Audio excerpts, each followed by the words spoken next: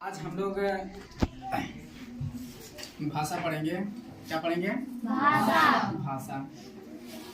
इसके पहले हम लोग पढ़े व्याकरण के जितने सारे पाठ होते हैं, शब्द विचार, वाक्य विचार और वर्ण विचार। यही तीनों पर विचार हम लोग पिछले वीडियो में डाले थे। आज का जो हम लोग क्लास करेंगे ये होगा लैंग्वेज का।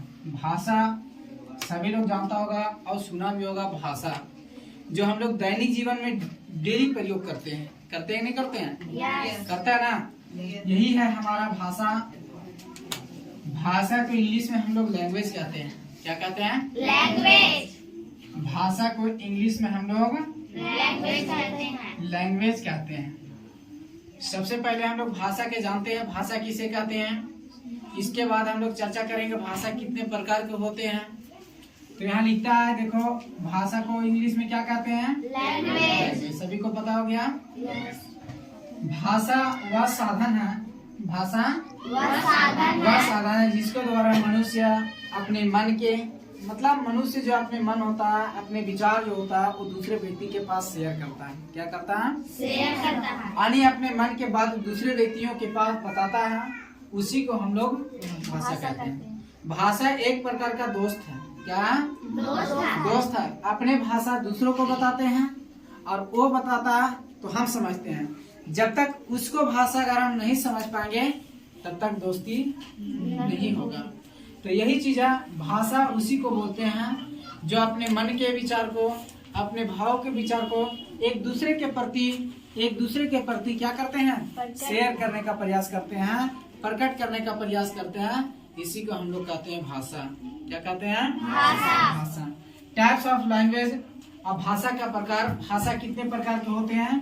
दो प्रकार के। There are 2 types of language. बोलो, there are 2 types of language. भाषा 2 प्रकार के होते हैं। कितने प्रकार के? 2 प्रकार के। लेकिन अगर हम विचारों से व्यक्त करते हैं, विचारों से अगर भाषा को व्यक्त करें तो हमारा भाषा 3 प्रकार के होते हैं।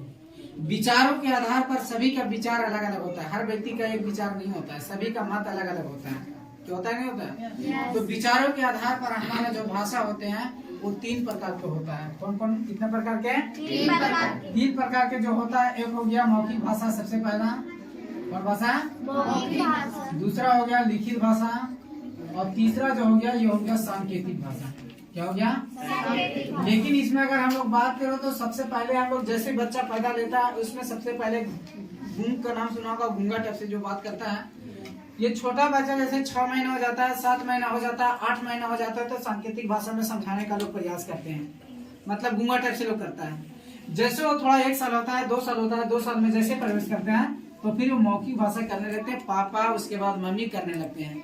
और जैसे थोड़ा सा और नॉलेज जब 2-4 साल के बाद होता है, 3-4 साल हो जाता है, तब वो लिखित में प्रवेश करते हैं, किताब कॉपी लेके लिखने लगे लगता है और बाद खैर। ठीक है?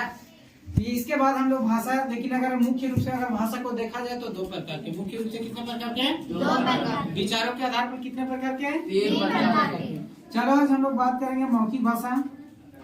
इसको हम लोग बोलते हैं ओरल लैंग्वेज। बोलो, क्या बोलते हैं? Oral language. मौखिक भाषा को इंग्लिश में हम लोग ओरल लैंग्वेज बोलते हैं और लिखित भाषा को इंग्लिश में हम लोग रिटन लैंग्वेज बोलते हैं। क्या बोलते हैं? Written language. सबसे पहले हम बात करेंगे मौखिक भाषा, जिस माध्यम से मनुष्य अपने मन के, अपने विचार को लिखकर प्रकट करते हैं। क्या करते हैं? लिखकर प्रकट करते हैं, नहीं बोलकर प्रकट करते हैं। मौखिक भाषा ना, मौखिक भाषा जिस माध्यम से मनुष्य अपने भाव विचारों को एक दूसरे के पास बोलकर प्रकट करते हैं। जैसे हम लोग फोन लगाते हैं, किसी पास फोन लगाते हैं तो हम फोन में हेलो बोलते हैं, न कि लिख के हम बोलते हैं। फोन में हेलो बोलते हैं, वो हो गया मौखिक भाषा। और जो हम लोग मैसेज सेंड करते हैं, लिख के जो सेंड करते हैं वो हो गया लिखित भाषा। तो जैसे यहाँ बात करो कि भाषण देना, ये मौखिक भाषा नहीं है? yes. क्योंकि हम लोग भाषण देते हैं तो बोलकर प्रकट करते हैं।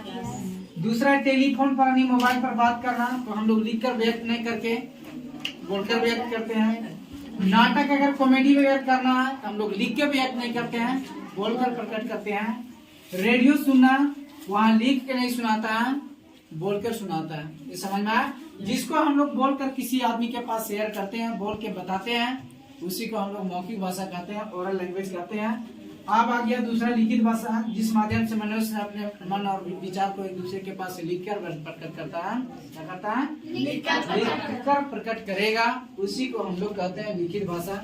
जैसे मान लो अगर किसी के पास पहले पत्र भेजना है तो पत्र कितना लोग बोल के भेजेगा? बोलित रहेगा सेवा में श्रीमान का अंतर लगा के, संभव है? नहीं। तो ये पत्र के माध्यम से लोग भेज देता है, तो लेख मतलब कहानी लिख के भेज देता है।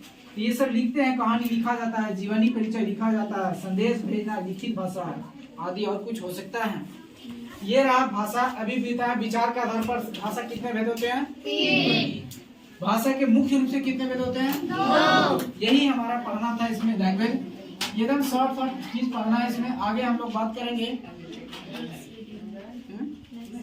नेक्स्ट क्लासेस में, नेक्स्ट वीडियो में हम लोग बात करेंगे आगे भाषा से आगे चले जाएंगे। ये पढ़ेंगे संज्ञा। क्या पढ़ेंगे? संज्ञा। इसका भी भेद होता है, मौखिक भाषा के भी भेद होते हैं, लिखित भाषा के भी भेद होता है। लेकिन हम लोग के अभी उतना लंबा नहीं जाना है, छोटे क्लास में छोटे छोटे चीजों को पकड़ना है। क्या? चलो।